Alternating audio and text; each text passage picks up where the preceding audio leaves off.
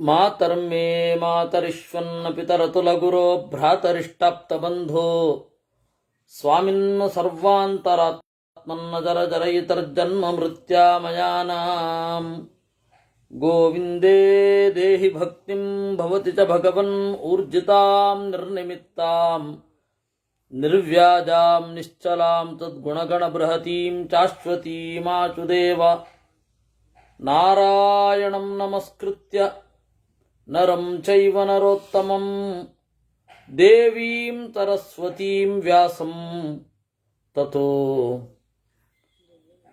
ಗ್ರಂಥಮುದೀರಯೇ ವಿಜಾನತಾಂ ಅವಿತ್ತಸ್ಯ ಮಧ್ವಸ್ಯ ಜಗತಿ ಗುರೋಃ ಪೂರ್ವಾಚಾರ್ಯಮಹಿಷ್ಠಾನಾಂ ಇಯಂ ಪ್ರಣತಿಮಾಲಿಕಾ ಪೂರ್ಣಜ್ಞಾನಾಯ ವಿದ್ಮಹೇ ಪೂರ್ಣಾನಂದಾಯ ಧೀಮಹಿ ತನ್ನೋ ವ್ಯಾಸ ಪ್ರಚೋದಯಾತ್.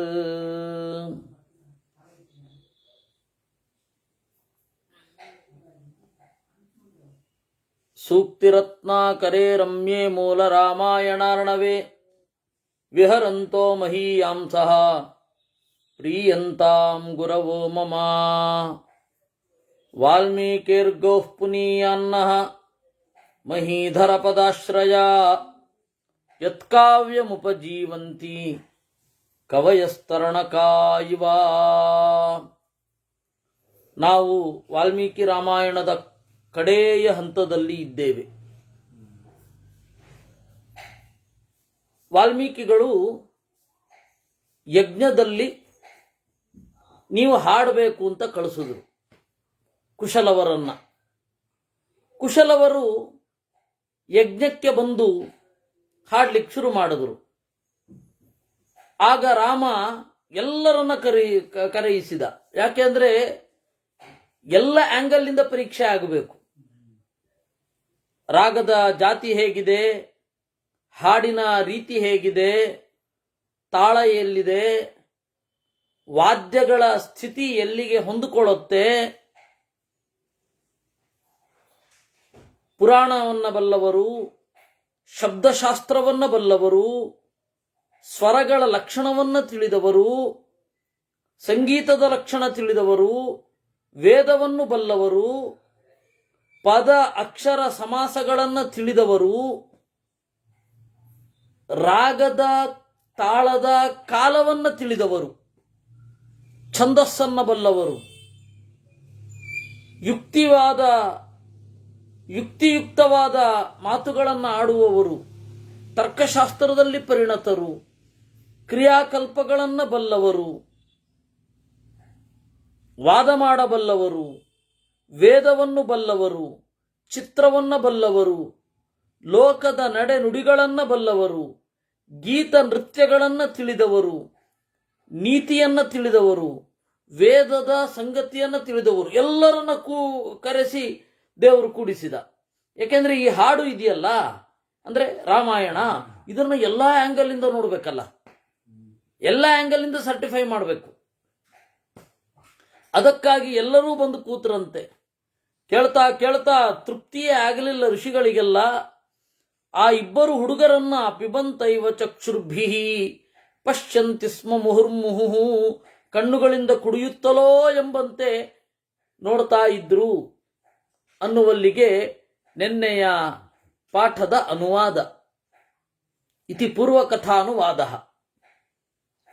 ಇನ್ನು ಅಲ್ಲಿಂದ ನಾವು ಮುಂದುವರಿಬೇಕು. ಉಭೌ ರಾಮಸ್ಯ ಸದೃಶೌ ಬಿಂಬಾದ್ ಬಿಂಬಮಿವೋತ್ಥಿತೌ ಜಟಿಲೌ ಯದಿ ನ ಸ್ಯಾತಾಂ ನವಲ್ಕಲಧರೌ ಯದಿ ವಿಶೇಷಂ ನಾಧಿಗಚ್ಛಾಮೋ ಗಾಯತೋ ರಾಘವಸ್ಯ ಚ. ಎಲ್ಲರೂ ಮಾತಾಡ್ಕೊಂಡ್ರಂತೆ. ಇವರಿಗೆ ಜಟೆ ಇರದಿದ್ದರೆ, ನಾರುಮಡಿಯನ್ನ ಉಡದಿದ್ದರೆ ಖಂಡಿತ ರಾಮನ ತರಹನೇ ಕಾಣಿಸ್ತಾ ಇದ್ರು. ಈ ರೀತಿ ಮಾತನಾಡ್ತಾ ಇದ್ದಾಗ ಪ್ರವೃತ್ತಮಾದಿತ ಪೂರ್ವ ಸರ್ಗಂ ನಾರದ ದರ್ಶಿತಂ, ಅಲ್ಲಿಂದ ಶುರು ಮಾಡಿ ತತ ಪ್ರಭೃತಿ ಸರ್ಗಾಂಶ್ಚ ಯಾವದ್ವಿಂಶತ್ಯಗಾಯತಾಂ, ಒಂದು ದಿವಸಕ್ಕೆ 20 ಸರ್ಗಗಳನ್ನ ಮಾತ್ರ ಹಾಡಿದರು. ತತೋಪರಾಹ್ನತಮಯೇ ರಾಘವ ಸಮಭಾಚತ ಶ್ರುತ್ವಾ ವಿಂಶತಿ ಸರ್ಗಾನ್ಸ್ತಾನ್ ಭ್ರಾತರಂ ಭ್ರಾತೃವತ್ಸಲಃ. ಆಮೇಲೆ ರಾಮ ಅವರೆಲ್ಲರಿಗೂ ಹೇಳಿದ, ಅಷ್ಟಾದಶ ಸಹಸ್ರಾಣಿ ಸುವರ್ಣಸ್ಯ ಮಹಾತ್ಮನೋ ಪ್ರಯಚ್ಛ ಶೀಘ್ರಂ ಕಾಕುತ್ಸ್ಥ ಯದನ್ಯದಭಿಕಾಂಕ್ಷಿತಂ. ಒಂದು ದಿವಸಕ್ಕೆ 18,000 ಬಂಗಾರದ ನಾಣ್ಯಗಳನ್ನ ಕೊಡ್ರಿ. ಒಂದು ದಿವಸ ಹಾಡು ಹೇಳಿದ್ದಕ್ಕೆ, ಲವಕುಶರು ಹಾಡ್ತಾ ರಾಮನ ಕಥೆಯನ್ನ ಹೇಳಿದ್ದಕ್ಕೆ ಒಂದು ದಿವಸಕ್ಕೆ 20 ಸರ್ಗ, 18,000 ನಾಣ್ಯಗಳು, ಬಂಗಾರದ ನಾಣ್ಯಗಳು, ಅಂತಿಂತದ್ದಲ್ಲ, ಅದನ್ನು ಕೊಡ್ರಿ ಅಂತ ಹೇಳಿದ. ಆಗ ದೀಯಮಾನಂ ನ ಗೃಹೀತಾಂ ಸುವರ್ಣಂ ತು ಕುಶೀಲವೂ. ಬೇಡ ಅಂದ್ರವರು. ಊಚತುಶ್ಚ ಮಹಾತ್ಮಾನೌ ಕಿಮನೇನೇತಿ ವಿಸ್ಮಿತವು. ನಮ್ಗ್ಯಾಕೆ ಬೇಕು ಇದು ಅಂತ ಕೇಳಿದ್ರಂತೆ. ವನ್ಯೇನ ಫಲಮೂಲೇನ ನಿರತೌ ವನವಾಸಿನೌ ಸುವರ್ಣೇನ ಹಿರಣ್ಯೇನ ಕಿಂಕರಿಷ್ಯಾಮಹೇ ವನೇ. ಅಲ್ಲ, ಕಾಡಿನಲ್ಲಿ ಗೆಡ್ಡೆ ಗೆಣಸುಗಳನ್ನು ತಿನ್ನುವವರು ನಾವು ಬಂಗಾರ ಇಟ್ಕೊಂಡು ಏನ್ ಮಾಡೋಣ, ಬೇಡ ಅಂದ್ರಂತವ್ರು. ತಥಾ ತಯೋ ಪ್ರಬ್ರುವತೋ ಕೌತೂಹಲ ಸಮನ್ವಿತಾ. ಈ ರೀತಿ ಅವ್ರು ಹೇಳ್ತಾ ಇರ್ಬೇಕಾದ್ರೆ ಎಲ್ಲರಿಗೂ ಆಶ್ಚರ್ಯ ಆಯಿತು. ರಾಮ, ಕೇಳುಗರು ಎಲ್ಲರೂ ಆಶ್ಚರ್ಯದಿಂದ ಕೂಡಿದರಂತೆ. ಶ್ರೋತಾರಶ್ಚೈವ ರಾಮಶ್ಚ ಸರ್ವ ಏವ ಸುವಿಸ್ಮಿತಾ. ತಸ್ಯ ಚೈವಾಗಮಂ ರಾಮಃ ಕಾವ್ಯಸ್ಯ ಶ್ರೋತುಮುತ್ಸುಕಃ. ಆಮೇಲೆ ಅವನು ಕೇಳಿದನಂತೆ, ರಾಮ ಸ್ವಯಂ ರಾಮ ಕೇಳಿದ, ಕಿಂ ಪ್ರಮಾಣಮಿದಂ ಕಾವ್ಯಂ. ಅಲ್ಲಪ್ಪ, ಎಲ್ಲಿಂದ ಈ ಕಥೆಯನ್ನ ತಂದ್ರಿ? ಕಿಂ ಪ್ರಮಾಣಂ, ಎಷ್ಟು ಶ್ಲೋಕಗಳಿವೆ? ಕಾ ಪ್ರತಿಷ್ಠಾ ಮಹಾತ್ಮನಃ, ಯಾವ ಸಂಗತಿ? ಉತ್ತರ ಕಾಂಡವನ್ನ ಅವರು ಹಾಡಿದರ ಅಂತ ಒಂದು ಪ್ರಶ್ನೆ. ಇನ್ನೂ ಹಾಡಲಿಲ್ಲ, ಮೊದಲನೇ ದಿವಸ ಆಗಿದ್ದ ಕಥೆ ಇದು. ಕಾವ್ಯ ರಚನೆ ಆಗಿ ಹೋಗಿದೆ, ಮೊದಲನೇ ದಿವಸ ಹಾಡಿದ್ದಿದು. ಕರ್ತ ಕಾವ್ಯಸ್ಯ ಮಹತಃ ಕ್ವಚಾಸೌ ಮುನಿಪುಂಗವಃ. ಈ ಕಾವ್ಯವನ್ನು ಬರೆದವನು ಯಾರು ಅಂದ್ರೆ ರಚನೆ ಮಾಡಿದವನು. ಬರೆದವನು ಅಂದ್ರೆ ಬರೆದವನಲ್ಲ, ರಚನೆ ಮಾಡಿದವ ಅಂತ. ರಚನೆ ಮಾಡೋದಕ್ಕೂ ಬರೆಯೋದಕ್ಕೂ ಡಿಫರೆನ್ಸ್ ಇದೆ.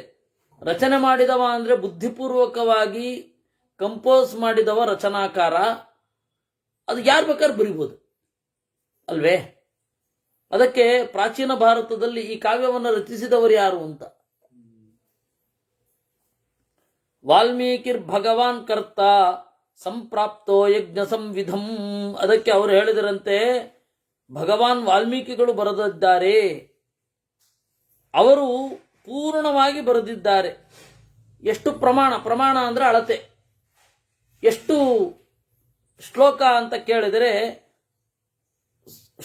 24,000 24,000 ಶ್ಲೋಕಗಳು. ಉಪಾಖ್ಯಾನ ಶತಂ ಚೈವ, 100 ಕಥೆಗಳು ಇಲ್ಲಿ ಇವೆ. ಆದಿ ಭಾರ್ಗವೇಣ ತಪಸ್ವಿನ, ಭೃಗುವಂಶದಲ್ಲಿ ಬಂದವರು ಇವರು. ಯಾರು? ಇದು ವಾಲ್ಮೀಕಿಗಳು, ಪ್ರಚೇತಸ್ ಅನ್ನುವ ವರುಣನ ಮಗ, ಭೃಗುವಂಶದಲ್ಲಿ ಬಂದವರು.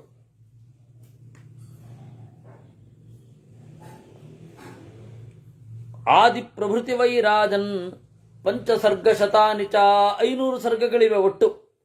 ಕಾಂಡಾನಿ ಷಟ್ಕೃತಾನೀಹ ಸೋತ್ತರಾಣಿ ಮಹಾತ್ಮನ, 7 ಕಾಂಡಗಳು ಇವೆ. ಕೃತಾನಿ ಗುರುಣಾಸ್ಮಾಕಂ ಋಷಿಣಾ ಚರಿತಂ ತವಾ, ಇದು ನೀನೇ, ನಿನ್ನ ಕಥೆಯೇ ಇಲ್ಲಿರೋದು. ಪ್ರತಿಷ್ಠಾ ಜೀವಿತಂ ಯಾವತ್ ತಾವತ್ ಸರ್ವಸ್ಯ ವರ್ತತೆ, ಎಲ್ಲಿ ತನಕ ಇದೆ ಅಂದ್ರೆ ನೀನು ಇಲ್ಲಿಂದ ತೆರಳುವ ತನಕ ಇದೆ. ಯದಿ ಬುದ್ಧಿ ಕೃತ ರಾಜನ್ ಶ್ರವಣಾಯ ಮಹಾರಥ ಕರ್ಮಾಂತರಂ ಕ್ಷಣೀಭೂತಃ ತತ್ಸೃಣುಚ್ವ ಸಹಾನುಜಃ. ಈ ಕಥೆಯನ್ನ ಕೇಳಬೇಕು ಎಂದು ಬಯಸಿದರೆ ಇಲ್ಲಿದೆ. ನಿನಗೆ ಬೇರೆ ಕೆಲಸಗಳ ಒತ್ತಡ ಇರದೆ ಹೋದ್ರೆ ಇದೆ ಇಲ್ಲಿ. ಬಾಢಮಿತ್ಯಬ್ರವೀದ್ರಾಮಃ ತೌ ಚಾನುಜ್ಞಾಪ್ಯ ರಾಘವಂ ಪ್ರಹೃಷ್ಟೌ ಜಗ್ಮತು ಸ್ಥಾನಂ ಯತ್ರಾಸ್ತೆ ಮುನಿಪುಂಗವಃ. ಆಯ್ತು ಅಂದ್ರು. ರಾಮ ಎಲ್ಲ ಋಷಿಗಳ ಜೊತೆಗೆ ಬಂದರು. ಶ್ರುತ್ವಾ ತತ್ ಗೀತಿ ಮಾಧುರ್ಯಂ ಕರ್ಮಶಾಲಾಮುಪಾಗಮತ್. ಆಮೇಲೆ ಅದನ್ನ ಕೇಳಿ 20 ಸರ್ಗ ಆದಮೇಲೆ ಕರ್ಮಶಾಲಾಂ ಉಪಾಗಮತ್, ಯಾಗ ಮಾಡುವ ಜಾಗಕ್ಕೆ ಬಂದರು. ಶುಶ್ರಾವ ತತ್ತಾಲ ಲಯೋಪಪನ್ನಂ ಸರ್ಗಾನ್ವಿತಂ ಸುಸ್ವರ ಶಬ್ದಯುಕ್ತಂ ತಂತ್ರೀಲಯ ವ್ಯಂಜನ ಯೋಗಯುಕ್ತಂ ಕುಶೀಲವಾಭ್ಯಾಂ ಪರಿಗೀಯಮಾನಂ.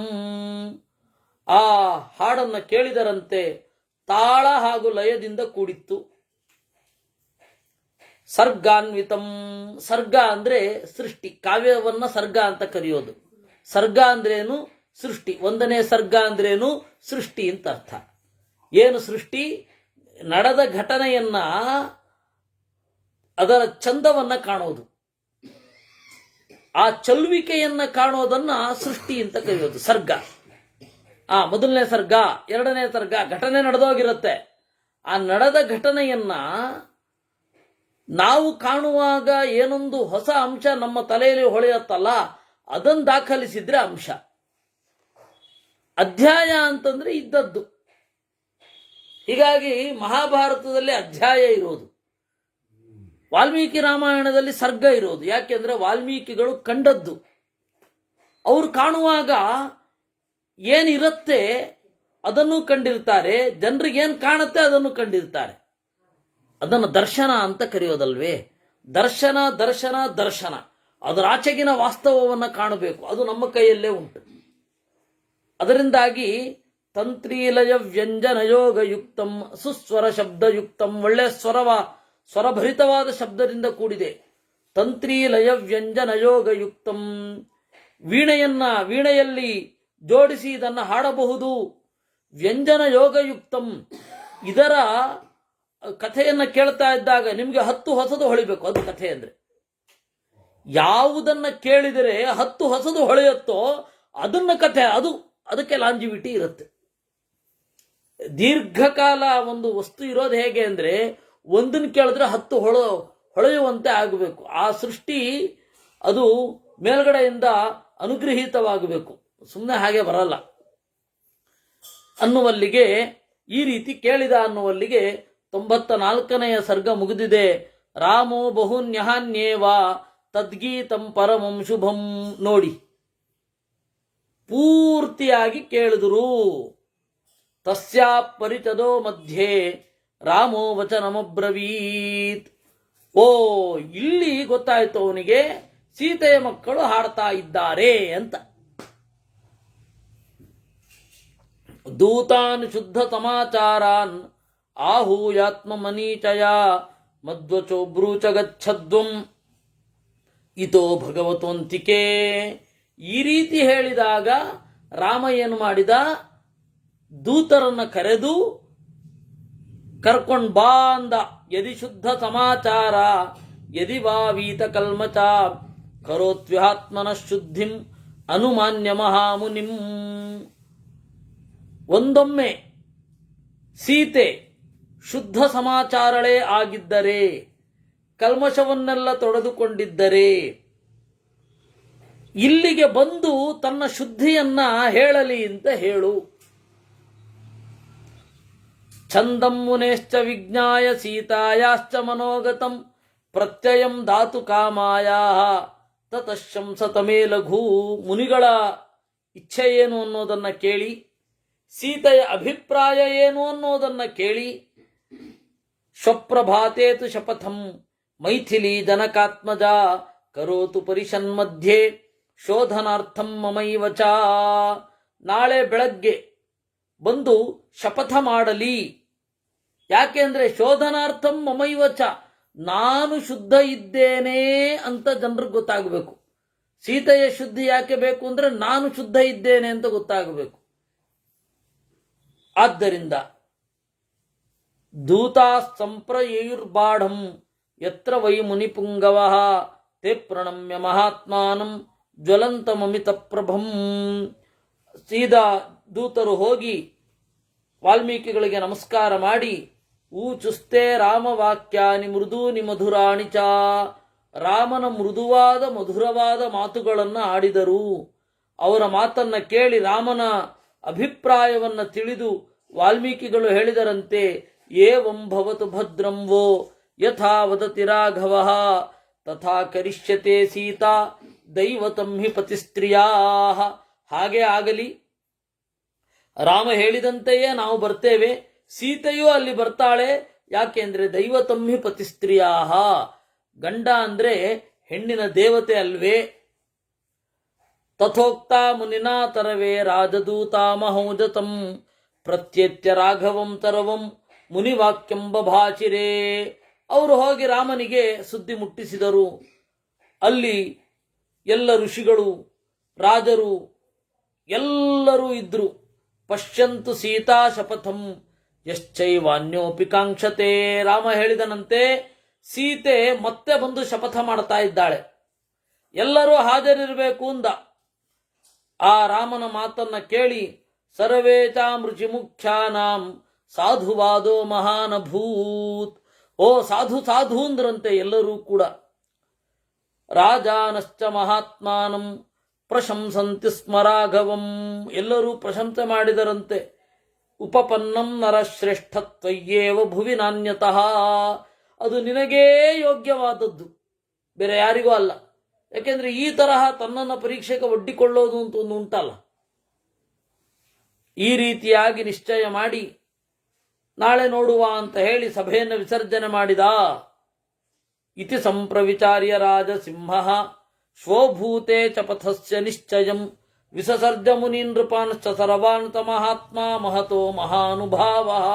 ಈ ರೀತಿಯಾಗಿ ಮಾಡಿ ಸರ್ವಾನ್ ನೃಪಾನ್ ವಿಸಸರ್ಜ, ಎಲ್ಲರನ್ನೂ ಕಳುಹಿಸಿದ ಅನ್ನುವಲ್ಲಿಗೆ 95ನೆಯ ಸರ್ಗ. ತಸ್ಯಾಂ ರಜನ್ಯಾಂ ವಿಷ್ಟಾಯಾಂ ಯಜ್ಞವಾಟಂ ಗತೋ ನೃಪಃ. ಆ ರಾತ್ರಿ ಕಳೆದ ಮೇಲೆ ಯಜ್ಞದ ಜಾಗ ನಡೆಯುವಲ್ಲಿಗೆ ಬಂದ. ಎಲ್ಲ ಋಷಿಗಳು ಕೂಡ ಬಂದರು. ವಸಿಷ್ಠರು, ವಾಮದೇವರು, ಜಾಬಾಲಿ, ಕಾಶ್ಯಪ, ವಿಶ್ವಾಮಿತ್ರ, ದೀರ್ಘತಮಸ್ಸು, ದುರ್ವಾಸ, ಪುಲಸ್ತ್ಯ, ಶಕ್ತಿ, ಆಮೇಲೆ ಭಾರ್ಗವ, ವಾಮನ, ಮಾರ್ಕಂಡೇಯ, ಮೌದ್ಗಲ್ಯ, ಗರ್ಗ, ಚವನ, ಶತಾನಂದ, ಭರದ್ವಾಜ, ತೇಜಸ್ವಿ, ಸುಪ್ರಭಾ, ಮತ್ತೆ ನಾರದ, ಪರ್ವತ, ಗೌತಮ, ಕಾತ್ಯಾಯನ, ಸುಯಜ್ಞ, ಅಗಸ್ತ್ಯ, ಹೀಗೆ ಇದು ಹೆಸರು ಹೇಳಿದ್ದು. ಏತೆ ಚಾನ್ಯೇ ಚ ಬಹವಃ ಮುನಯಃ ಸಂಶಿತವ್ರತಾಃ. ಎಲ್ಲ ಋಷಿಗಳು ಬಂದ್ರಂತೆ, ಅತ್ಯಂತ ಕುತೂಹಲದಿಂದ ಬಂದರು. ರಾಕ್ಷಸಾಶ್ಚ ಮಹಾವೀರ್ಯಾಃ ವಾನರಾಶ್ಚ ಮಹಾಬಲಾಃ. ಎಲ್ಲ ರಕ್ಕಸರು, ಎಲ್ಲ ಕಪಿಗಳು ಎಲ್ಲ ಬಂದರು. ಕ್ಷತ್ರಿಯಾಯೇ ಚ ಶೂದ್ರಾಶ್ಚ ವೈಶ್ಯಾಶ್ಚೈವ ಸಹಸ್ರತಃ ನಾನಾದೇ ಜಗತಾಶ್ಚೈವ ಬ್ರಾಹ್ಮಣ ಸಂಚಿತವ್ರತಾಃ. ಕ್ಷತ್ರಿಯರು, ಶೂದ್ರರು, ವೈಶ್ಯರು, ಬೇರೆ ಬೇರೆ ದೇಶದಲ್ಲಿರುವ ಬ್ರಾಹ್ಮಣರು, ಜ್ಞಾನನಿಷ್ಠರು, ಕರ್ಮನಿಷ್ಠರು, ಯೋಗನಿಷ್ಠರು ಎಲ್ಲರೂ ಕೂಡ ಸೀತಾ ಶಪಥ ವೀಕ್ಷಾರ್ಥಂ ಸರ್ವಯೇವ ಸಮಾಗತಾಃ. ಎಲ್ಲರೂ ಬಂದರಂತೆ. ಸೀತೆಯೂ ಕೂಡ ಬಂದಳು. ಅನ್ವಗಚ್ಚದವಾಂಗ್ಮುಖಿ, ವಾಲ್ಮೀಕಿಗಳ ಹಿಂದೆ ತಲೆ ತಗ್ಗಿಸಿಕೊಂಡು ಬಂದಂತೆ. ಕೃತಾಂಜಲಿರ್ಬಾಷ್ಪಕಲಾ ಕೃತ್ವಾ ರಾಮಂ ಮನೋಗತಂ ತಾಂ ದೃಷ್ಟ್ವಾ ಶ್ರುತಿಮಾಯಾಂತೀಂ ಬ್ರಹ್ಮಾಣಮನುಗಾಮಿನೀಂ. ಬಂದಾಗ ಯಾವ ರೀತಿ ಕಂಡಿತು ಅಂತಂದ್ರೆ, ಬ್ರಹ್ಮದೇವರ ಹಿಂದೆ ಬರುವ ವೇದದ ವಾಣಿಯೋ ಎಂಬಂತೆ ಕಂಡ್ಲಂತವಳು. ಹಾಗೆ ಬಂದು ದುಃಖ ಜನ್ಮ ವಿಚಾ ತಥೋ ಹಲಹಲ ಶಬ್ದ ಸರ್ವೇ ಚಾಮೇವ ಮಾ ಬಭೌ. ಸೀತೆಯನ್ನು ನೋಡಿ ಎಲ್ಲರೂ ಸಾಧು ಸಾಧು ಅಂದ್ರಂತೆ.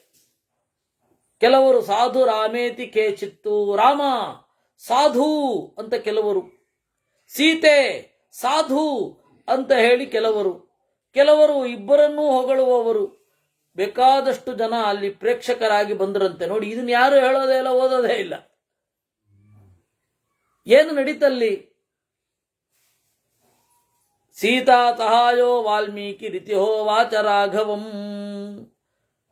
ಎಷ್ಟೋ ಜನ ನೋಡ್ತಾ ನಿಂತರು. ಇಯಂ ದಾಶರಥೇ ಸೀತಾ ಸೂರತಾ ಧರ್ಮಚಾರಿಣಿ. ಆಗ ವಾಲ್ಮೀಕಿ ಹೀಗೆ ಹೇಳಿದರಂತೆ. ವಾಲ್ಮೀಕಿ ಋಷಿಗಳು ಹೀಗೆ ಹೇಳಿದರು. ಓ ದಶರಥನ ಮಗ ರಾಮನೇ, ಇಯಂ ಸೀತಾ, ಈ ಸೀತೆಯು ಸುವ್ರತ, ಒಳ್ಳೆ ವ್ರತವಂ ಗೈದವಳು, ಧರ್ಮಚಾರಿಣಿ, ಧರ್ಮದಿಂದ ನಡೆದವಳು, ಅಪವಾದಾತ್ ಪರಿತ್ಯಕ್ತ ಮಮಾಶ್ರಮ ಸಮೀಪತಃ, ಅಪವಾದವನ್ನು ಹೊತ್ತು ನನ್ನ ಆಶ್ರಮದ ಬಳಿ ಬಿಡಲ್ಪಟ್ಟಳು.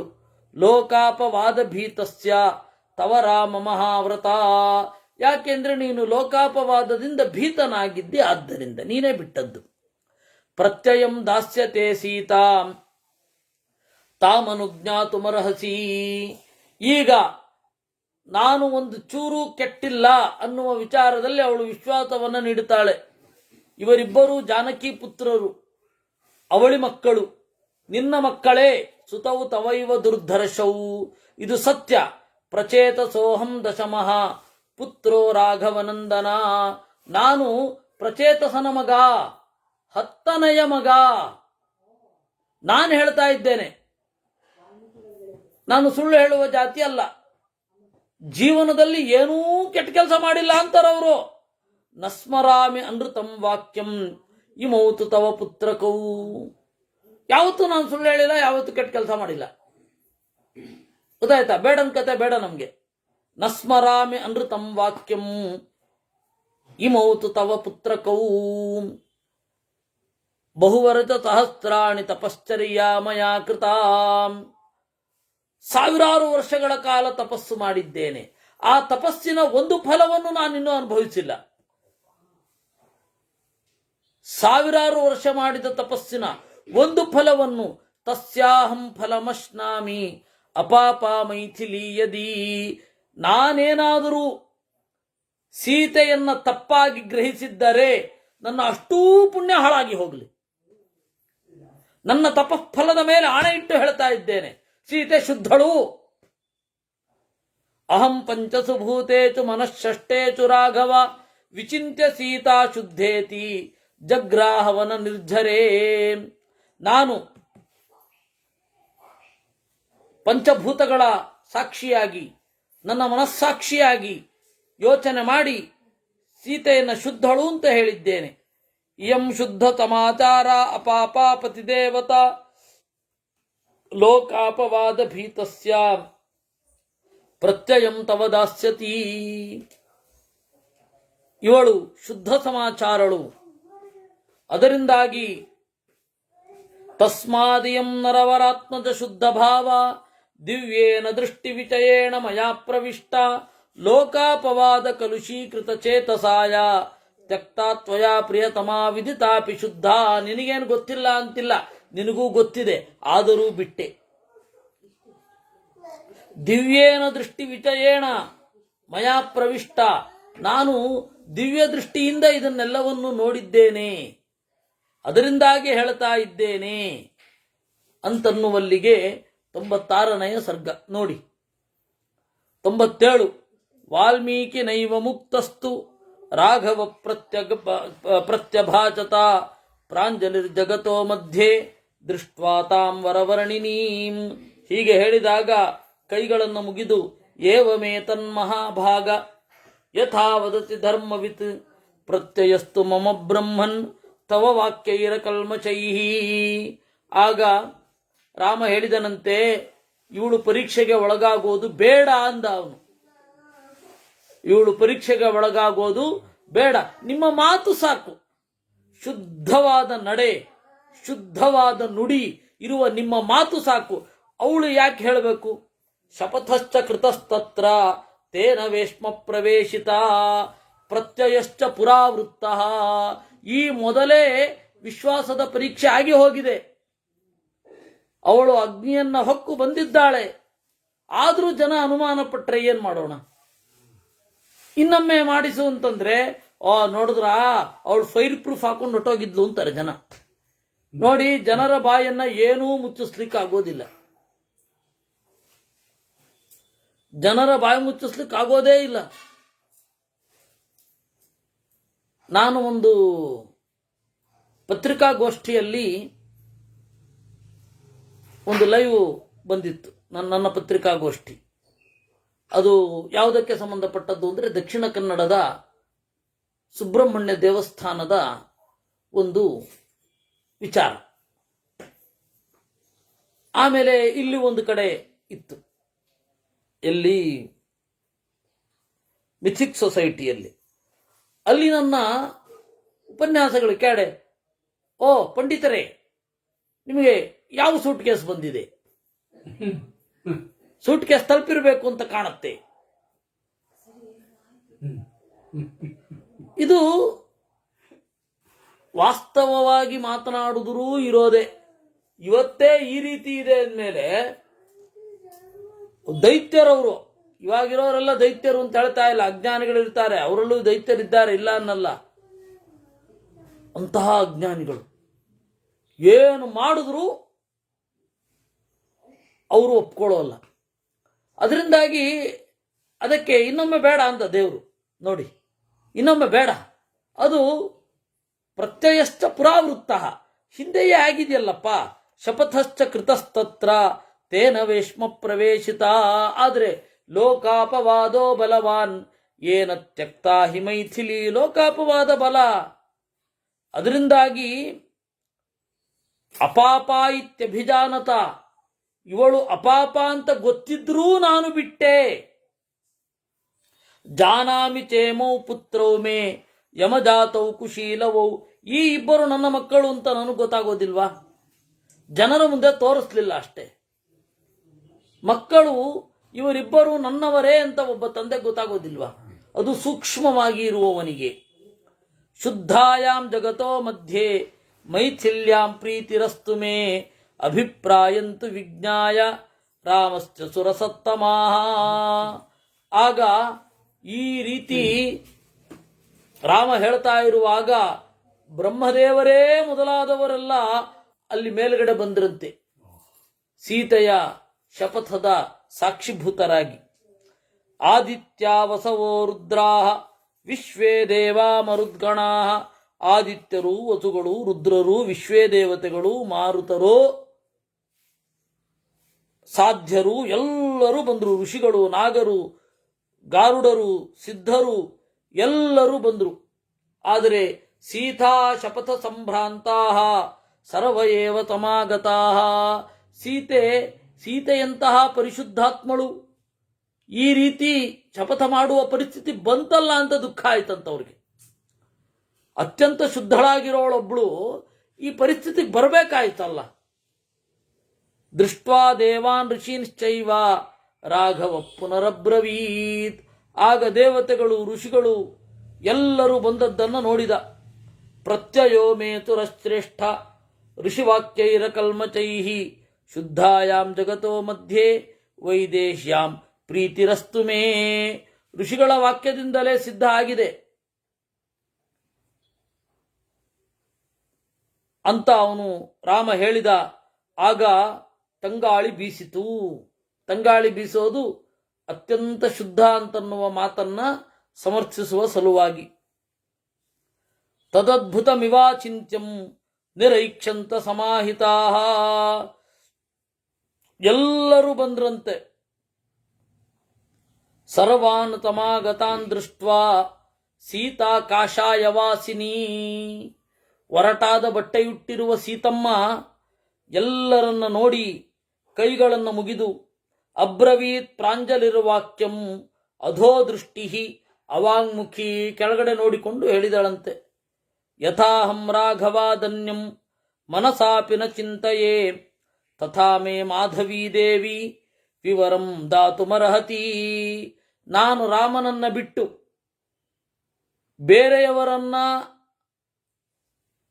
ಮನಸ್ಸಿನಲ್ಲಿಯಾದರೂ ಚಿಂತನೆ ಮಾಡಿದ್ರೆ ಭೂಮಿ ನನ್ನನ್ನ ತನ್ನೊಳಗೆ ಎಳೆದುಕೊಳ್ಳದಿರಲಿ. ಅಂದ್ರೆ ನನ್ನನ್ನು ಭೂಮಿ ಒಳಗಡೆ ಕರ್ಕೊಂಡು ಬಿಡ್ಲಿ.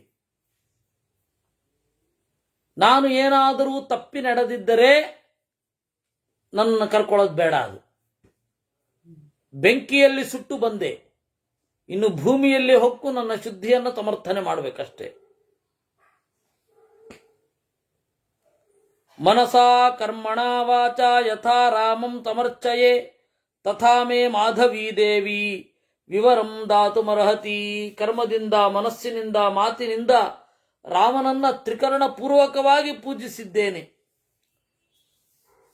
ನನ್ನ ಮಾತಿಗೆ ಓಗೊಟ್ಟು ನನ್ನ ತಾಯಿ ಭೂಮಿ ನನಗೆ ಜಾಗ ಮಾಡಿಕೊಡಲಿ, ನಾನು ಅದರ ಒಳಗಡೆ ಹೋದೇನು. ಯಥೈತತ್ ಸತ್ಯ ಮುಕ್ತಂ ಮೇ ವೇದ್ಮಿ ರಾಮಾತ್ ಪರಂ ನ ಚ ತಥಾ ಮೇ ಮಾಧವೀ ದೇವಿ ವಿವರಂ ದಾತುಮರ್ಹತಿ. ನನ್ನ ಮಾತು ಸತ್ಯ ಆಗಿದೆ, ಆದ್ದರಿಂದ ಭೂಮಿ ನನ್ನನ್ನು ಒಳಗಡೆ ಕರೆದುಕೊಳ್ಳಲಿ. ತಥಾ ಶಪಂಥ್ಯಾಂ ವೈದೇಹ್ಯಾಂ ಪ್ರಾದುರಾಸೀತ್ ತದದ್ಭುತಂ ಭೂತಲಾದುತ್ಥಿತಂ ದಿವ್ಯಂ ಸಿಂಹಾತನಮನುತ್ತಮಂ. ಈ ರೀತಿ ಸೀತೆ ಆಣೆಯಿಟ್ಟು ಹೇಳ್ತಾ ಇರುವಾಗ ಭೂಮಿಯಿಂದ ಒಂದು ಸಿಂಹಾಸನ ಬಂತಂತೆ. ಧ್ರಿಯಮಾಣಂ ಶಿರೋಭಿಸ್ತು ನಾಗೈರಮಿತ ವಿಕ್ರಮೈಹಿ. ಅನೇಕ ನಾಗಗಳು ತಲೆಯ ಮೇಲೆ ಆ ಸಿಂಹಾಸನವನ್ನು ಹೊತ್ತಿದ್ವು. ದಿವ್ಯಂ ದಿವ್ಯೇನ ವಪುಷಾ ದಿವ್ಯರತ್ನ ವಿಭೂಷಿತೈಃ ತಸ್ಮಿನ್ಸ್ತು ಧರಣೀ ದೇವಿ ಬಾಹುಭ್ಯಾಂ ಗೃಹ್ಯ ಮೈಥಿಲೀಂ. ಭೂದೇವಿ ಅವಳನ್ನ ತೆಗೆದುಕೊಂಡು ಸ್ವಾಗತೇನಾಭಿನಂದ್ಯೈನಾಂ ಆಸನೆ ಚೋಪವೇಶಯತ್. ಸೀತೆ ಸ್ವಾಗತಂ ಅಂತ ಹೇಳಿ ತನ್ನ ಒಳಗಡೆ ಕರ್ಕೊಂಡ್ಲಂತೆ. ತಾಮಾತನಗತಾಂ ದೃಷ್ಟ್ವಾ ಪ್ರವಿಚಂತೀಂ ರತಾತಳಂ ಪುಷ್ಪವೃಷ್ಟಿರವಿಚ್ಛಿನ್ನ ದಿವ್ಯಾ ಸೀತಾಂ ಅವಾಕಿರತ್. ಆಗ ಎಲ್ಲ ಕಡೆಯಿಂದ ಹೂಮಳೆಯಾಯಿತು. ಸಾಧುಕಾರಶ್ಚ ಸುಮಹಾನ್ ದೇವಾನಾಂ ಸಹಸೋತ್ಥಿತಃ. ಸಾಧು ಸಾಧು ಅಂತನ್ನುವ ಎಲ್ಲರ ಮಾತುಗಳು ಕೇಳಿ ಬರ್ತಾ ಇದ್ವು. ಯಸ್ಯಾಸ್ತೆ ಶೀಲಮೀದೃಚಂ. ಈ ತರಹದ ಶುದ್ಧವಾದ ಸ್ವಭಾವ ಅವಳದ್ದು. ಏವಂ ಬಹುವಿಧಾ ವಾಚೋ ಶಂತರಿಕ್ಷಗತಾಸ್ತುರಾಃ ವ್ಯಾಜಹೃಹೃಷ್ಟಮನತಃ ದೃಷ್ಟ್ವಾ ಸೀತಾ ಪ್ರವೇಚನಂ. ಯಜ್ಞವಾಟದಲ್ಲಿ ಎಲ್ಲ ಮುನಿಗಳು ಬಂದರು, ರಾಜರು, ಮನುಷ್ಯ ಶ್ರೇಷ್ಠರು ವಿಸ್ಮಯಾನ್ನೋಪರೇಮಿರೇ. ಆಶ್ಚರ್ಯಕ್ಕೆ ಕೊನೆಯೇ ಇಲ್ಲದಂತಾಯಿತು. ಅಂತರಿಕ್ಷದಲ್ಲಿ, ಭೂಮಿಯಲ್ಲಿ ಎಲ್ಲರೂ ಕೂಡ ಕೇಚಿದ್ವಿನೇದು ಸಂಹೃಷ್ಟಾ. ಕೆಲವರು ಸಂತೋಷಪಟ್ರಂತೆ, ಕೇಚಿದ್ ಧ್ಯಾನ ಪರಾಯಣ, ಕೆಲವರು ಧ್ಯಾನಕ್ಕೆ ಹೋದ್ರಂತೆ. ಕೇಚಿದ್ ರಾಮಂ ನಿರೀಕ್ಷಂತೆ, ಕೆಲವರು ರಾಮನನ್ನ ನೋಡಿದರಂತೆ. ಕೆಲವರು ಕೇಚಿತ್ ಸೀತಾಮಚೇತತಃ, ಸೀತೆಯನ್ನು ನೋಡ್ತಾ ಮೈಮರೆತರು, ಅಂದ್ರೆ ಸೀತೆ ಹೋದ ಜಾಗವನ್ನು ನೋಡ್ತಾ. ಸೀತಾ ಪ್ರವೇಚನಂ ದೃಷ್ಟ್ವಾ ತೇಷಾಮಾಸೀತ್ ಸಮಾಗಮಃ ತನ್ಮುಹೂರ್ತಮಿವಾತ್ಯರ್ಥಂ ಸಮಂ ಸಮ್ಮೋಹಿತಂ ಜಗತ್. ಸೀತೆ ಕಣ್ಮರೆಯಾಗುವವರೆಗೂ ಎಲ್ಲರಿಗೂ ಒಂದು ಸಮ್ಮೋಹನ, ಏನಾಯ್ತು ಅಂತ ಗೊತ್ತಿಲ್ಲ, ಎಲ್ಲರೂ ಅರಿವು ಕಳೆದುಕೊಂಡಿದ್ರು ಅನ್ನುವಲ್ಲಿಗೆ 97ನೆಯ ಒಂದು ಸರ್ಗ. ರಸಾತಳಂ ಪ್ರವಿಷ್ಟಾಯಾಂ ವೈದೇಹ್ಯಾಂ ತರವವಾನರಾಹ ಚುಕೃಷು ಸಾಧು ಸಾಧ್ವೀತಿ ರಾಮೋ ಮುನಯೋ ರಾಮಸನ್ನಿಧೌ. ಬಹಳ ಜನ ಅಯ್ಯೋ ಅಂತಂದ್ರಂತೆ, ವಾನರರು ಮತ್ತೆ ರಾಕ್ಷಸರು. ದಂಡ ಕಾಷ್ಟಮವಷ್ಟಭ್ಯ ಬಾಷ್ಪವ್ಯಾಕುಲಿತೆ ಕ್ಷಣ ಅವಾಕ್ಷಿರಾದೀನಮನ ರಾಮೋ ಹ್ಯಾಸೀತ್ ಸುದುಃಖಿತಃ. ರಾಮ ತನ್ನ ದಂಡವನ್ನ ಗಟ್ಟಿಯಾಗಿ ಊರಿ ಅವನು ನಿಂತ್ಕೊಳ್ಳಿಕ್ಕೂ ಆಗದವನಂತೆ ದಂಡವನ್ನ ಊರಿ ಕಣ್ಣೀರ್ಗೆರೆದ ಅಂತೆ. ಅವಾಕ್ಷಿರಾದೀನಮನಾಹ ಸರುದಿತ್ವಾ ಚಿರಂ ಕಾಲಂ ಬಹುಶೋ ಬಾಷ್ಪಮುತ್ಸೃಜಂ ಕ್ರೋಧಶೋಕ ಸಮಾವಿಷ್ಟೋ ರಾಮೋ ವಚನಮಬ್ರವೀತ್. ಶೋಕ, ಸಿಟ್ಟು ಎರಡರ ಸಮ್ಮಿಶ್ರಣ ಆಗಿ ರಾಮ ಹೇಳಿದನಂತೆ, ಅಭೂತಪೂರ್ವಂ ಶೋಕಂ ಮೇ ಮನಸ್ಪ್ರಷ್ಟುಮಿವೇಚ್ಛತಿ. ಯಾವತ್ತೂ ಈ ತರಹದ ಶೋಕವನ್ನು ನಾನು ಅನುಭವಿಸಿರಲಿಲ್ಲ. ಪಶ್ಚತೋ ಮೇ ಯಥಾ ನಷ್ಟ ಸೀತಾಶ್ರೀರಿವರೂಪಿಣಿ. ಬಹಳ ವರ್ಷಗಳ ಹಿಂದೆ ಸೀತೆ ನಾನಿಲ್ಲದಾಗ ಹೋಗಿದ್ಲು, ಕಣ್ಮರೆಯಾಗಿದ್ಲು. ಈಗ ನೋಡ್ತಾ ಇರಬೇಕಾದ್ರೆ ಕಣ್ಮರೆಯಾಗೋದ್ಲು. ಪಶ್ಯತೋ ಮೇ ಯಥಾ ನಷ್ಟ ಸಾದರ್ಚನಂ ಪುರಾ ಸೀತಾ ಲಂಕಾಂ ಪಾರೇ ಮಹೋದಧೇ ತತಶ್ಚಾಪಿ ಮಯಾ ನೀತಾ ಕಿಂ ಪುನರ್ವಸುಧಾ ತಳಾತ್. ಅವಳು ಕಣ್ಮರೆಯಾಗಿ ಹೋದ್ಲು. ಹಿಂದೆ ಕಣ್ಮರೆಯಾದಾಗ ಲಂಕೆಯಿಂದ ತಂದಿದ್ನೋ ಇಲ್ವೋ ಹಾಗೆ ಈಗ ಪಾತಾಳಕ್ಕೆ ಹೋಗಿ ತರ್ತೀನಿ. ತತಶ್ಚಾಪಿ ಮಯಾ ನೀತಾ ವಸುಧೇ ದೇವಿ ಭವತಿ ಸೀತಾ ನಿರ್ಯಾತ್ಯತಾಂ ಮಮ ದರ್ಶಯಿಷ್ಯಾಮಿ ವಾರೋಚಂ ಯಥಾ ಮಾಮವಗಚ್ಚಸಿ. ಓ ಭೂಮಿಯೇ, ನನ್ನ ಸಿಟ್ಟು ನಿನಗೆ ಗೊತ್ತಿದೆ. ನಿನ್ನಲ್ಲಿ ನಾನು ಸಿಟ್ಟು ತೋರಿಸ್ಬೇಕಾಗ್ತದೆ. ಸೀತೆಯನ್ನು ನನಗೆ ಮರಳಿಸು.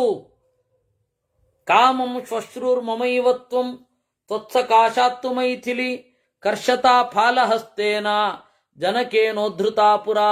ನನಗೆ ಗೊತ್ತು ಸೀತೆ ನಿನ್ನ ಮಗಳು ಅಂತ. ಆ ದಿಸೆಯಲ್ಲಿ ನೋಡೋದಾದ್ರೆ ನೀನೇ ನನ್ನ ಅತ್ತೆ.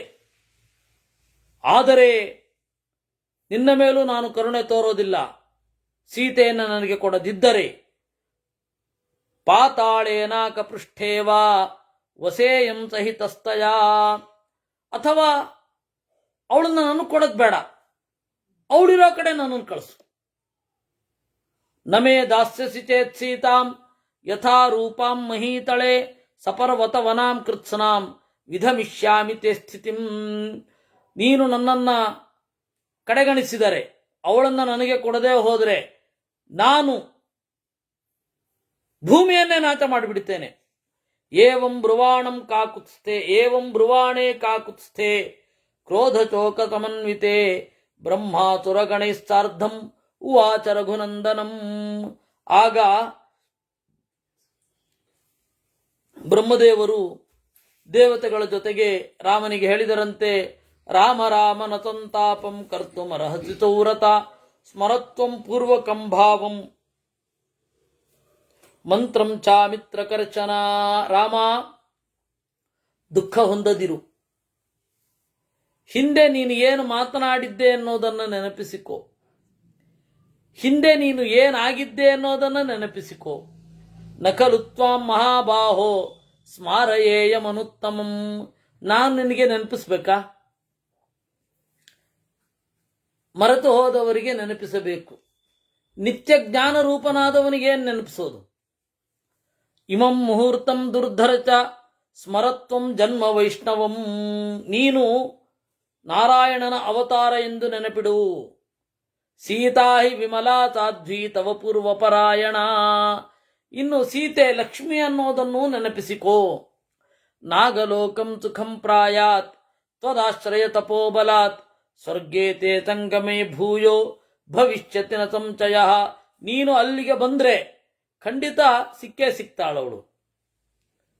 ಅಸ್ಯಾಸ್ತು ಪರಿಚನ್ ಮಧ್ಯೆ ಯದ್ಬ್ರವೀಮಿ ನಿಬೋಧತತ್. ಈಗ ನಾನೇನು ಹೇಳ್ತೇನೆ ಕೇಳು. ಏತೆ ದೇವಹಿ ಕಾವ್ಯಂತೆ ಕಾವ್ಯಾನಾಮುತ್ತಮಂ ಶ್ರುತಂ. ಈಗ ನಿನ್ನ ಬಗೆಗೆ ಏನು ಹಾಡಿದೆ ಅದೇ ಕಾವ್ಯ. ಆ ಕಾವ್ಯವನ್ನ ಮುಂದೆ ಸರ್ವಂ ವಿಸ್ತರತೋ ರಾಮ ವ್ಯಾಖ್ಯಾಸ್ಯತಿ ನ ಸಂಚಯ. ಈ ಕಾವ್ಯಗಳಲ್ಲಿ ಉತ್ತಮವಾದ ಕಾವ್ಯ, ಅದನ್ನ ಕೇಳು. ಜನ್ಮ ಪ್ರಭೃತಿತೆ ವೀರ ಸುಖ ದುಃಖೋಪಸೇವನಂ.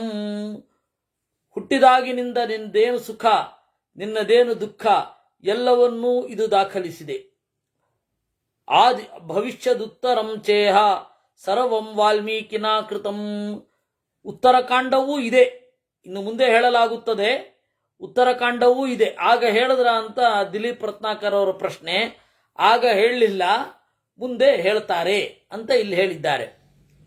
ನಹ್ಯನ್ಯೋರ್ಹತಿ ಕಾವ್ಯಾನಾಂ ಯಶೋಭಾಗರಾಘವಾದೃತೆ. ಇದು ಆದಿಕಾವ್ಯ. ರಾಮಚಂದ್ರನನ್ನ ಬಿಟ್ಟು ಇನ್ಯಾರನ್ನ ಹೊಗಳಿಕ್ಕಾಗತ್ತೆ ಈ ಪರಿಯಾಗಿ. ಶ್ರುತಂ ಹಿ ಪೂರ್ವಮೇತದ್ಧಿ ಮಯಾ ತರ್ವಂ ತುರೈಸ್ಸಹ. ನಾನಿದನ್ನು ಮೊದಲೇ ಕೇಳಿದ್ದೇನೆ. ದಿವ್ಯ, ಅದ್ಭುತ, ಸತ್ಯವಾಕ್ಯ.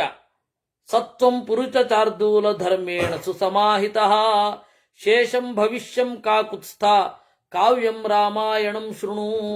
ಒಂದೆರಡು ದಿವಸದ್ದನ್ನು ನೀನು ಕೇಳಿದ್ದಿ, ಮುಂದಿನದ್ದನ್ನು ಕೇಳು.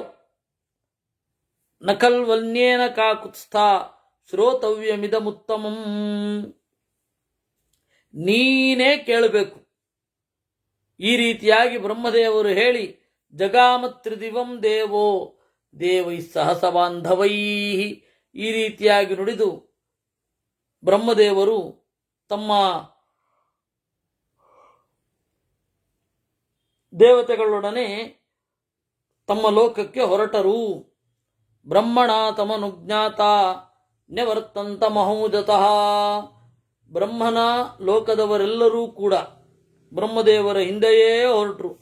ಉತ್ತರಂ ಶ್ರೋತು ಮನತೋ ಭವಿಷ್ಯಂ ಯಚ್ಚ ರಾಮ ರಾಘವೇ ತಥೋ ರಾಮಶ್ಚುಭಾಂ ವಾಣೀಂ ದೇವದೇವಸ್ಯ ಭಾಷಿತಾಂ. ಆಮೇಲೆ ರಾಮ ಈ ಮುಂದಿನ ಕಥೆ ಏನಾಯಿತು ಅನ್ನೋದನ್ನ ಕೇಳಬೇಕು ಅಂತ ವಾಲ್ಮೀಕಿಗಳಿಗೆ ಹೇಳಿದರಂತೆ. ಭಗವನ್ ಶ್ರೋತು ಮನತಃ ಋಷಯೋ ಬ್ರಹ್ಮಲೌಕಿಕಾ. ಪೂಜ್ಯರೇ, ಬ್ರಹ್ಮಲೋಕದಲ್ಲಿ ಇರುವವರು ಕೂಡ ಇದನ್ನ ಕೇಳಿ ಕಾತರಿಸಿದ್ದಾರೆ. ನಾಳೆ ಇದನ್ನ ಹೇಳಿ ಏವಂ ವಿನಿಶ್ಚಯಂ ಕೃತ್ವಾ ಸಂಪ್ರಗೃಶ್ಯ ಕುಶೀಲವೌ ತಂಜನೌಘಂ ವಿಸೃಜ್ಯಾಥ ಪರ್ಣಶಾಲಾಂ ಉಪಾಗಮತ್. ಈ ರೀತಿಯಾಗಿ ರಾಮ ಮತ್ತೆ ಯಜಮಾನ ಶಾಲೆಗೆ ಮರಳಿದ. ಆ ರಾತ್ರಿ ಕಳೆಯಿತು. ಸೀತೆಯನ್ನೇ ಕುರಿತು ಶೋಕಿಸ್ತಾ ಇದ್ದ ಅನ್ನುವಲ್ಲಿಗೆ 98ನೆಯ ಸರ್ಗ. ರಜನ್ಯಾಂತ ಪ್ರಭಾತಾಯಾಂ ಸಮಾನೀಯ ಮಹಾಮುನೀನ್ ಗೀಯತಾಂ ಅವಿಚಂಕಾಭ್ಯಾಂ ರಾಮಪುತ್ರ ಉವಾಚ. ಆಮೇಲೆ ರಾಮ ಮಾರನೇ ದಿವಸ ಬಂದು ಆಸನದಲ್ಲಿ ಕುಳಿತುಕೊಂಡು ಎಲ್ಲ ಋಷಿಗಳು ಕೇಳ್ತಾ ಇರುವಾಗ ಮಕ್ಕಳಿಗೆ ಹೇಳಿದನಂತೆ, ಹಾಡ್ರಿ ಅಂತ. ತಸ್ಯಾವಸಾನೇ ಯಜ್ಞಸ್ಯ ರಾಮ ಪರಮದುರ್ಮನಾಃ ಅಪಶ್ಯಮಾನೋ ವೈದೇಹೀಂ ಮೇನೆ ಶೂನ್ಯಮಿದಂ ಜಗತ್. ಅಲ್ಲಿಯೂ ಕೂಡ ಕಡೆಯ ಹಂತಕ್ಕೆ ಬಂದಾಗ ಅಯ್ಯೋ ಮತ್ತೆ ಸೀತೆ ಸಿಗ್ತಾ ಇಲ್ವಲ್ಲ, ಅವರು ಸೀತೆ ಬಂದಳು ಶಪಥ ಮಾಡಿದಳು ಅಂದಾಗ ಸೀತೆಯನ್ನು ನೋಡ್ಲಿಕ್ಕೆ ಹಿಂಗೆ ಕಣ್ಣರಳಿಸಿದ. ಅಯ್ಯೋ ಸೀತೆ ಇಲ್ವಲ್ಲ ಅಂತ ಬೇಸರ ಆಯ್ತಂತೆ. ಆ ಕಥೆಯಲ್ಲಿ ಆ ತರಹ ಅವನು ಒಳಗಡೆ ಹೊರಟು ಹೋಗಿದ್ದಾನೆ. ಹಿಂದೆ ಒಂದು ಗಮಕ ಕಾರ್ಯಕ್ರಮ ನಡೆಯುವಾಗ ಒಬ್ಬರು ವೃದ್ಧರು ಆ ಗಮಕ ಹಾಡ್ತಾ ಇದ್ರು, ವ್ಯಾಖ್ಯಾನ ಮಾಡ್ತಾ ಇದ್ರು. ದುರ್ಯೋಧನನಿಗೆ ನೀತಿ ಹೇಳುವ ಪ್ರಸಂಗ. ಎದ್ದು ನಿಂತುಬಿಟ್ಟು, ಏ ದುರ್ಯೋಧನ, ಬುದ್ಧಿ ಮಾತು ಕೇಳದೆ ಹೋದ್ರೆ ನಾನು ಚಪ್ಪಲಿ ಹೊಡಿತೀನಿ ಅಂತವ್ರು. ಕಥೆ ಅನ್ನೋದು ಮರೆತು ಬಿಟ್ಟಿದ್ರು ಅವರು. ಆ ತರಹ ರಾಮಚಂದ್ರ ದೇವರು ಏನ್ ಮಾಡಿದ್ರು, ಅಲ್ಲಿ ನಡೀತಾ ಇರುವಾಗ ಛೆ ಸೀತೆ ಎಲ್ಲಿ ಅಂತ ನೋಡಿದ್ರಂತೆ. ಅಯ್ಯೋ ಬರ್ಲಿಲ್ವಲ್ಲ ಅಂತ ಹೇಳಿ ಪರಮ ದುರ್ಮನಾಹ ಅಪಶ್ಯಮಾನೋ ವೈದೇಹೀಂ ಮೇನೆ ಶೂನ್ಯಮಿದಂ ಜಗತ್ ಶೋಕೇನ ಪರಮಾಯಸ್ತೋ ನ ಶಾಂತಿಂ ಮನತಾಗಮತ್. ಈ ರೀತಿ ಎಲ್ಲ ಕೇಳಿ ಆದ ಮೇಲೆ ಎಲ್ಲರನ್ನ ಬಿಟ್ಟು ಯಜ್ಞವನ್ನು ಮುಗಿಸಿ ತಥೋ ವಿಸೃಜ್ಯತಾಂತರ್ವಾನ್ ರಾಮೋ ರಾಜೀವಲೋಚನಃ ಹೃದಯ ಕೃತ್ವಾ ತದಾ ಸೀತಾಂ ಅಯೋಧ್ಯಾಂ ಪ್ರವಿವೇಚ. ಸೀತೆಯನ್ನು ಹೃದಯದಲ್ಲಿಟ್ಟುಕೊಂಡು ಪ್ರವೇಶ ಮಾಡಿದ್ದಾಯಿತು. ಆಮೇಲೆ ನ ಸೀತಾಯ ಪರಾಂ ಭಾರ್ಯಾಂ ವೌರೇತ ರಘುನಂದನಃ.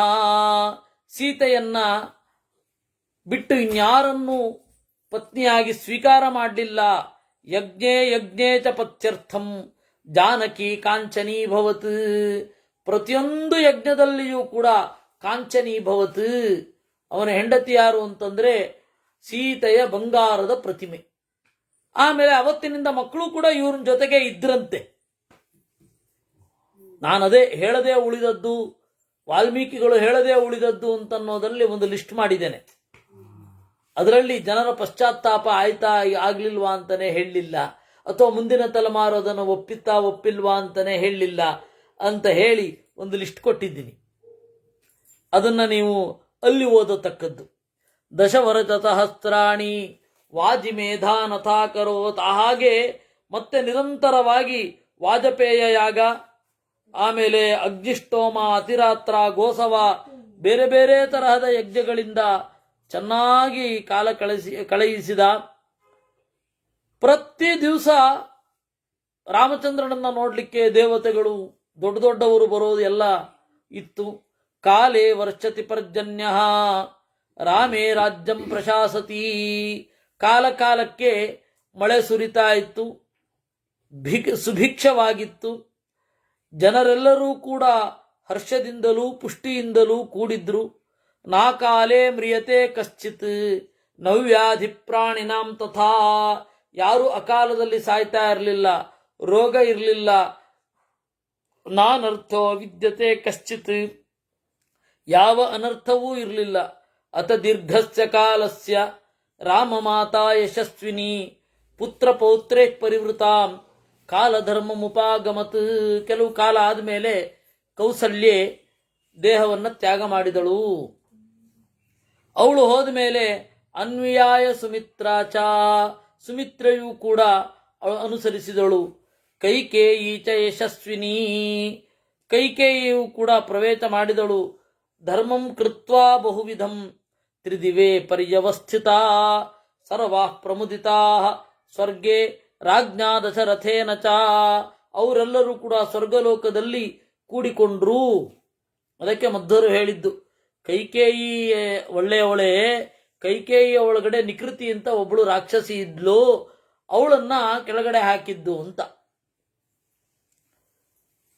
ಸಮಾಗತ ಮಹಾಭಾಗಾ ಸರ್ವಧರ್ಮಂ ಚಲೇಭಿರೇ ತಾಸಾಂ ರಾಮೋ ಮಹಾದಾನಂ ಕಾಲೇ ಕಾಲೇ ಪ್ರಯಚ್ಛತಿ. ಆಮೇಲೆ ಅವರೆಲ್ಲರಿಗೂ ಕೂಡ ಪಿತೃಕಾರ್ಯದಲ್ಲಿ ದಾನವನ್ನ ಚೆನ್ನಾಗಿ ಮಾಡ್ತಾ ಇದ್ದ. ಪಿತ್ರ್ಯಾಣಿ ಬಹುರತ್ನಾನಿ ಯಜ್ಞಾನ್ ಪರಮದುಸ್ತರಾನ್. ಅವನ ತಂದೆ ತಾಯಿಗಳ ಶ್ರಾದ್ದದಲ್ಲಿ ಎಲ್ಲರಿಗೂ ಕೂಡ ದಾನವೇ ದಾನ. ಈ ರೀತಿಯಾಗಿ ಪಿತೃದೇವತೆಗಳನ್ನು ಕೂಡ ಚೆನ್ನಾಗಿ ಪೂಜಿಸಿದ.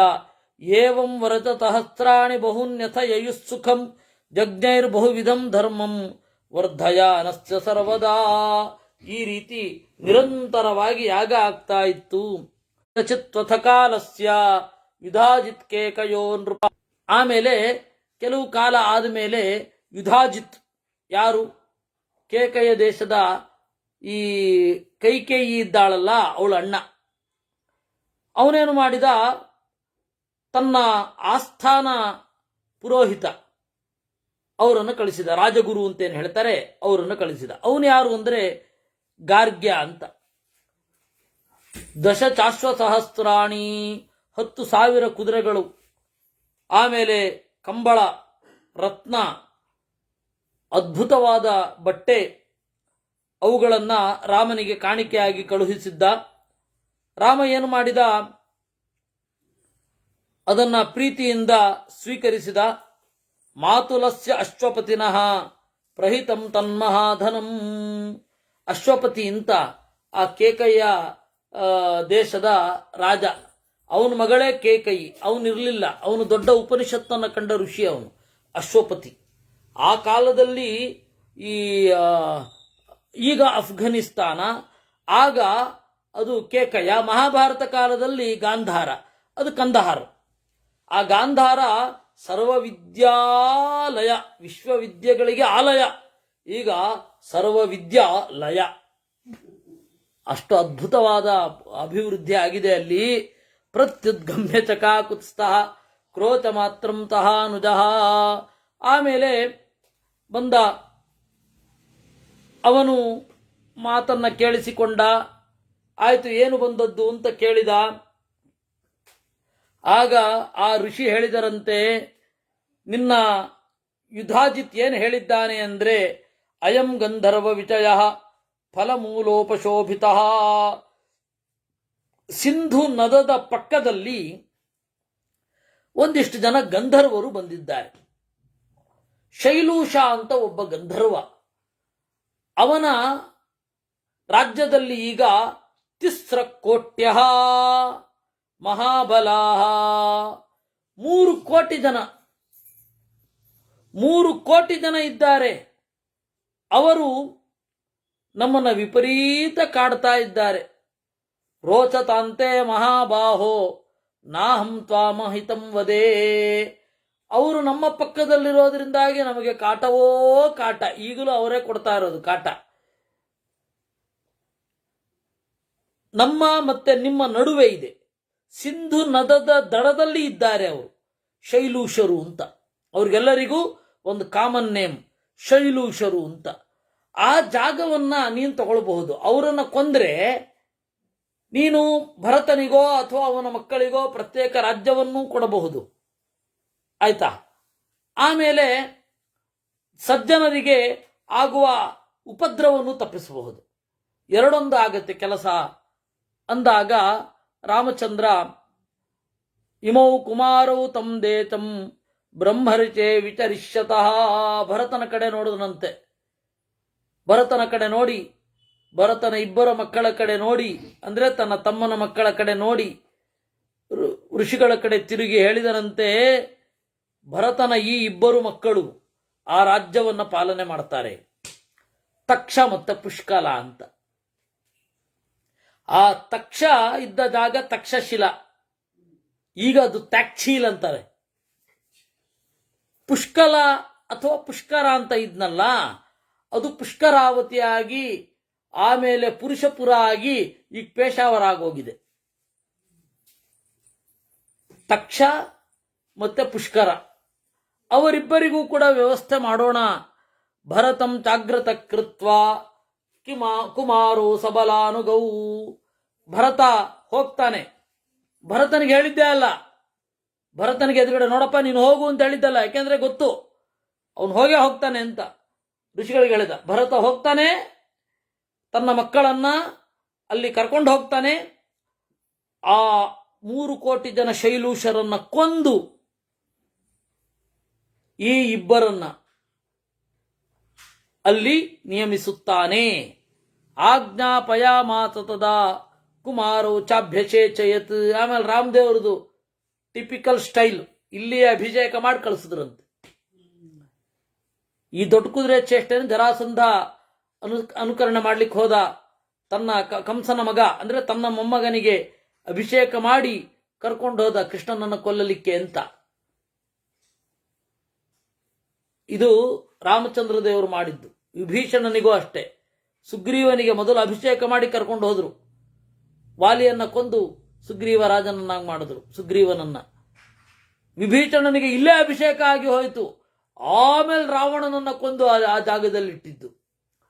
ಹಾಗೆ ಶತ್ರುಘ್ನಿಗೆ ಮೊದಲೇ ಅಭಿಷೇಕ ಮಾಡಿ ಕಳಿಸಿದ್ರು. ಹಾಗೆ ಭರತನ ಮಕ್ಕಳಿಗೆ ಮೊದಲೇ ಅಭಿಷೇಕ ಮಾಡಿ ಕಳಿಸಿದ್ರು. ಭರತ ಸಹಸೈನ್ಯೇನ ಕುಮಾರಾಭ್ಯಾಂ ವಿನಿರ್ಯಯೌ. ಭರತ ತನ್ನ ಸೈನ್ಯದಿಂದ ಮತ್ತೆ ಇಬ್ಬರು ಕುಮಾರರಿಂದ ಕೂಡಿಕೊಂಡು ಹೊರಟ. ರಾಘವಾನುಗತಾ ದೂರಂ ದುರಾಧರ ಚಾತುರೈರಪಿ. ಬಹಳ ದೂರದ ತನಕ ಭರತ ಅವನನ್ನ ಅನುಸರಿಸಿಕೊಂಡು ಬಂದಂತೆ. ಮಾಂಸಾಶಿನಶ್ಚಯೇ ಸತ್ವ ರಕ್ಷಾಂಸಿ ಸುಮಹಾಂತಿ ಚ ಅನಿಜಗ್ಮುರುಹಿ ಭರತಂ ರುಧಿರಸ್ಯ ಪಿಪಾತಯ. ಭರತ ಯುದ್ಧಕ್ಕೆ ಹೋಗ್ತಾ ಇದ್ದಾನೆ. ಅವನೇನು ಕಡಿಮೆ ಯೋಧ ಅಲ್ಲ, ಅವನು ಭಯಂಕರ ಪರಾಕ್ರಮಿ.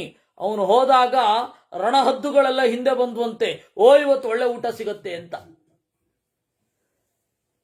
ಅನುಜಗ್ಮುರುಹಿ ಭರತಂ ರುಧಿರಸ್ಯ ಪಿಪಾಸಯ. ಆಮೇಲೆ ಗಂಧರ್ವ ಪುತ್ರ ಮಾಂಸಾನಿ ಭೋಕ್ತು ಕಾಮಾತ್ ಸಹಸ್ರತಃ. ಈ ರೀತಿ ಎಲ್ಲರೂ ಬಂದು ಅದ್ಯರ್ಧ ಮಾತ ಮುಚಿತ ಸೇನಾ ಪಥಿ ಸೇನಾನಿ ರಾಮಯ. ಆ ಸೇನೆಯ ತನಕ ಹೋಗಲಿಕ್ಕೆ 1.5 ತಿಂಗಳು ಬೇಕಂತೆ. ಆ ಮಕ್ಕಳು ಹುಟ್ಟಿದ್ದು ಹೇಳಲಿಲ್ಲ, ಇಲ್ಲೇ ಹೇಳ್ಬಿಟ್ರಲ್ಲ. ಇದೇ ಶ್ಲೋಕದಲ್ಲಿ ಹುಟ್ಟಿ ಇದೇ ಶ್ಲೋಕದಲ್ಲಿ ಯುದ್ಧಕ್ಕೂ ದೊಡ್ಡವರಾಗಿ ಯುದ್ಧಕ್ಕೂ ಹೊರಡ್ತಾ ಇದ್ದಾರೆ. ಅದ್ಯರ್ಧ ಮಾತ ಮುಚಿತ ಪಥಿ ಸೇನಾನಿ ರಾಮಯ ಹೃಷ್ಟಪುಷ್ಟ ಜನಾಕಿರಣ ಕೇಕಯಂ ಸಮುಪಾಗಮನ್. ಹೀಗೆ ಕೇಕಯ ದೇಶಕ್ಕೆ ಹೋದ್ರು ಅನ್ನುವಲ್ಲಿಗೆ 100 ಸರ್ಗ ಮುಗಿದಿದೆ. ಇನ್ನು 11 ಸರ್ಗ ಇದೆ. ಅದನ್ನ ನಾವು ನಾಳೆ ನೋಡೋಣ. ನಾಳೆ ರಾಮಾಯಣದ ಮಂಗಳ 11 ಸರ್ಗವನ್ನು ಮುಗಿಸಿ ಬಿಡುತ್ತೇನೆ. ಕೃಷ್ಣಾರ್ಪಣಮಸ್ತು.